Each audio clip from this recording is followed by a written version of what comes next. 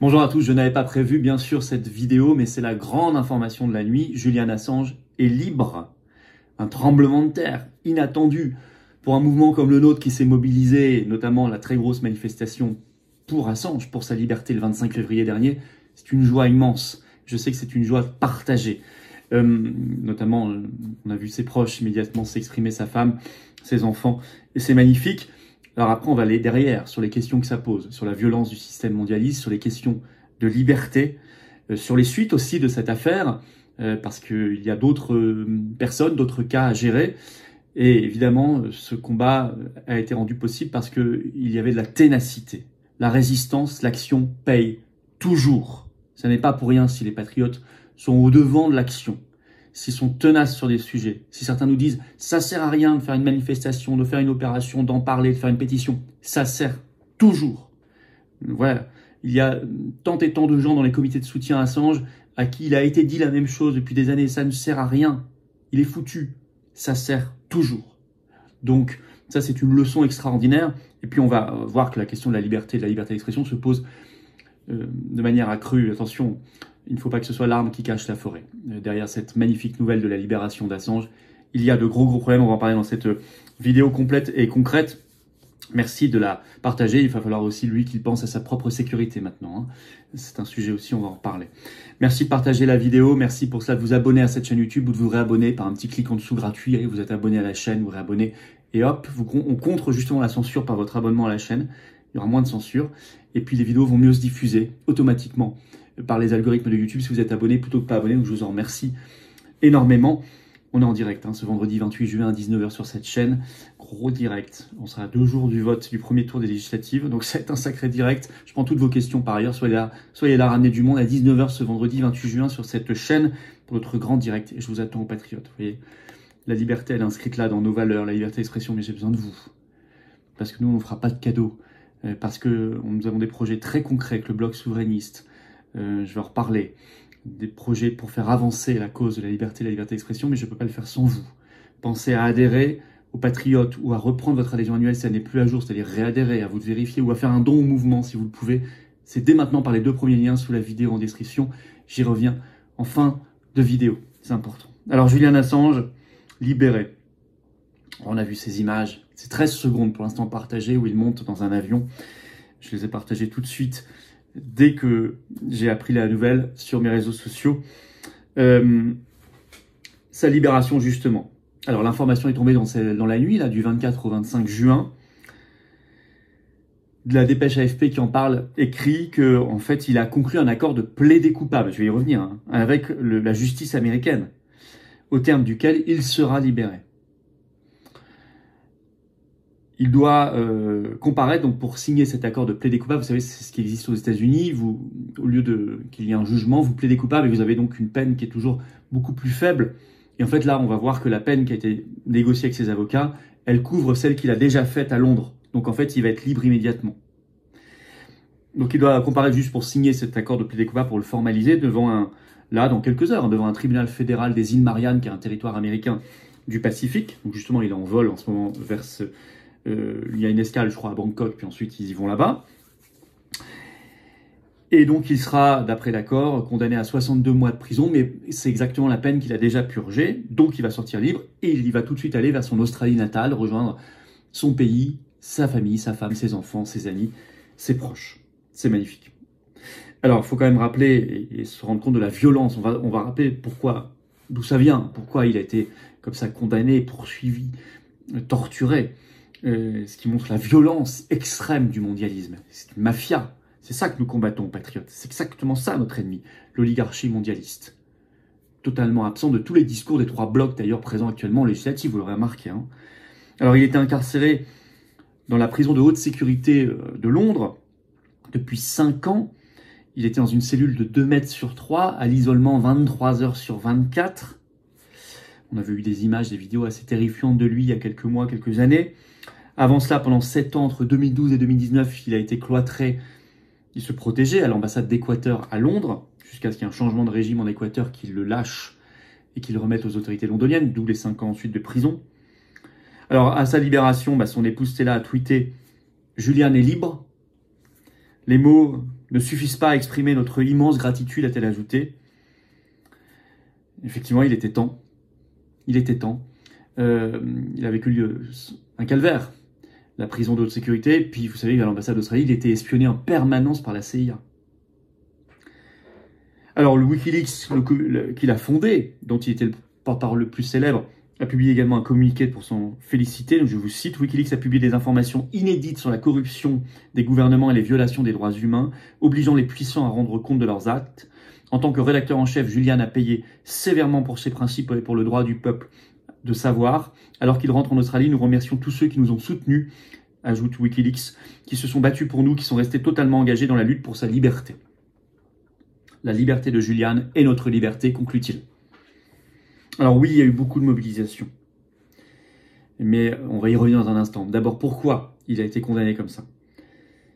Tout a commencé en 2010 pour lui, quand il a sorti énormément d'informations au cœur de la machine mondialiste. Il a publié d'abord des millions de documents américains sur la réalité de ce qui se cachait derrière les guerres d'Irak et d'Afghanistan, et qui démontaient le narratif officiel. On en aurait bien besoin, par exemple, en ce moment, sur l'Ukraine, la Russie, par exemple. Et il a publié beaucoup de documents sur la corruption. Corruption des gouvernements, corruption aussi par des entreprises privées multinationales, corruption par des oligarques. Pendant la campagne présidentielle américaine de 2016, celle pendant laquelle Trump a été élu, il a publié des milliers de mails du Parti démocrate qui montraient à quel point il y avait un niveau de corruption généralisé. On en aurait bien besoin aujourd'hui, par exemple, dans l'affaire Hunter Biden. Biden en général. Ce qui fait que d'ailleurs, il avait été accusé d'être forcément de mèche avec la Russie. Parce que ça avait, dit-on, ça avait aidé l'élection de Trump. Donc forcément, encore une fois, vous voyez la Russie derrière les gilets jaunes, derrière le Brexit, derrière Trump, derrière nos manifs anti-pass, derrière les punaises de lit, là, la Russie derrière Julian Assange, forcément. Alors que d'ailleurs, il avait je le rappelle avant cela, déjà dénoncé aussi des milliardaires russes corrompus. Donc, ils sont pas prêts, ils sont pas à une incohérence près, vous me direz. Alors, il y a eu, je le disais, une très grosse mobilisation exceptionnelle, tenace, c'est ça la clé. Moi, je vais vous dire, à titre personnel, je suis particulièrement heureux aujourd'hui parce que en juin 2012, je publiais un communiqué de presse et j'étais le premier responsable politique français, avant même Jean-Luc Mélenchon et Marine Le Pen, à demander à ce que la France ait la dignité et l'honneur de lui accorder l'asile politique. Et donc, vraiment, c'est un combat qui me tient à cœur. Il y a eu énormément de comités de soutien mis en place, des gens formidables que je connais ou que je connais pas, des manifestations. Et puis nous, comme mouvement politique, les Patriotes, vous savez qu'on prend toujours nos responsabilités, en particulier quand la liberté et la dignité sont en jeu. On avait fait une grosse manifestation là, ce 25 février dernier. Vous aviez vu, vous allez voir le reportage, il est sur cette chaîne, je crois publié quelques jours plus tard, fin février. Il y a eu des photos, des vidéos, il y a eu du monde. Il y a eu du monde, et puis j'avais noté que le 16 décembre dernier, les républicains américains avaient déposé une résolution au Congrès américain pour l'abandon total des poursuites. Donc on voit les forces anti-mondialistes, en l'occurrence qui soutiennent plutôt Trump aux États-Unis, étaient du bon côté. Pareil, le nouveau gouvernement australien, le 14 février, le Parlement australien avait adopté une motion de soutien à Assange et le Premier ministre avait demandé que tout ça s'arrête, quoi. Ça suffisait, disait-il. Alors ça paye. Évidemment, ces congrès, ces gouvernements, ces parlements ne se seraient pas bougés s'il n'y avait pas eu la mobilisation citoyenne.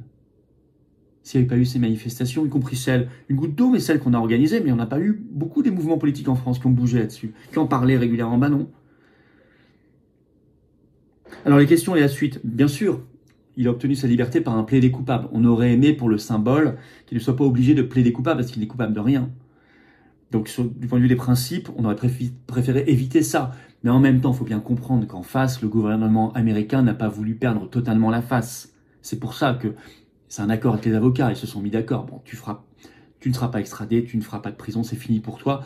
Mais tu vas quand même reconnaître que tu es coupable par ce plaidé coupable. Comme ça, personne ne perd vraiment la face. Bon, il faut le comprendre. Voilà. Je sais qu'il y a des questions de principe qui se posent, je les partage.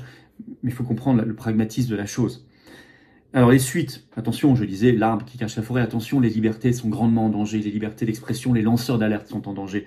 Et c'est un point au cœur de notre projet, nous. La défense de la liberté, de toute la liberté, de la liberté d'expression et des lanceurs d'alerte. Vous savez, tout récemment, j'en avais parlé dans mon direct vendredi dernier, le règlement européen César, qui donne à l'Union européenne la possibilité de surveiller en permanence vos messageries privées, vos applications de messagerie privée, il a été repoussé. retiré de l'ordre du jour. C'est une belle victoire, grâce aussi à la mobilisation de la résistance.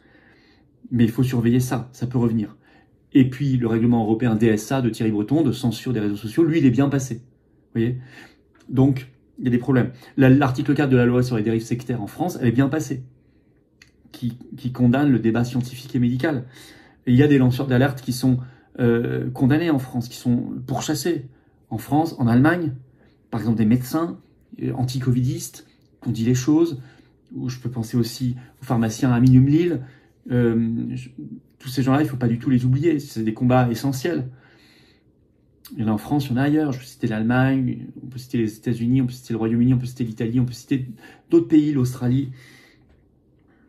On est loin d'avoir achevé le combat, au contraire, parce que les mondialistes détestent la liberté, détestent les lanceurs d'alerte. Évidemment, Julian Assange, lui, et puis je veux dire nous-mêmes, comme vrais opposants, à parler vraiment du Frexit, de la sortie de l'OTAN, de la paix, de la guerre, de l'oligarchie, vous voyez, du mondialisme, pas les opposants d'opérette qui vont rien changer, hein. On en voit beaucoup en ce moment avec les législatives, qui sont en train d'édulcorer complètement leur programme, préparant la trahison. Non, les vrais opposants sont invisibilisés. C'est un bâillon permanent. C'est un bâillon. Vous voyez, donc il faut se battre. Julian Assange, lui, il doit faire attention à sa sécurité et à sa vie. N'oubliez pas que récemment, Robert Fico, en Slovaquie, a été victime d'une tentative d'assassinat par attentat. Et c'est un anti-OTAN, anti-Union européenne, anti-guerre, anti-OMS aussi. Donc Julian Assange doit faire attention. Alors, évidemment, on est heureux, très heureux. La clé, c'est la résistance, c'est le combat et c'est la persévérance. Ne jamais se décourager. Se décourager, c'est ce que veut le système. On va mener beaucoup d'actions, nous. J'attends de voir ce qui va sortir des urnes le 30 juin et 7 juillet. Tout ça. Je vous donnerai un programme beaucoup plus concret après le 7 juillet, parce qu'il faut savoir ce qui va sortir des urnes et tout. Mais on a un programme d'action extraordinaire. La Constitution, le bloc souverainiste, les universités, en quelque sorte d'éducation populaire un peu partout, rentrer dans le cœur du sujet, organiser les choses. Mais ça suppose que les gens en face aient de la persévérance et de la ténacité pour que ce soit efficace. C'est pas un coup, puis si ça marche pas tout de suite, on arrête. Ça marche pas. La preuve avec Assange. Il faut évidemment dénoncer la mafia mondialiste. Ses guerres, sa corruption, ses conflits d'intérêts, ses méthodes, ses mensonges. Et se battre contre elle, le dire haut et fort, et se battre pour pouvoir le dire, c'est-à-dire pour la liberté d'expression et protéger les lanceurs d'alerte qui se battent contre la mafia mondialiste. C'est ça le programme, le beau programme de libération. C'est celui qu'on porte. C'est celui qu'on porte aux patriotes. C'est celui qu'on porte. Merci de partager cette vidéo, de vous abonner à cette chaîne par un petit clic en dessous. Ça va faire qu'elle va mieux se partager. Et d'adhérer. Rejoignez-nous dans ce combat magnifique. Dès maintenant. Ça vous met sûrement du baume au cœur comme ça m'en met à moi, cette libération magnifique de Julian Assange. Cette très bonne nouvelle, cette fin du calvaire. Cette bonne nouvelle humaine.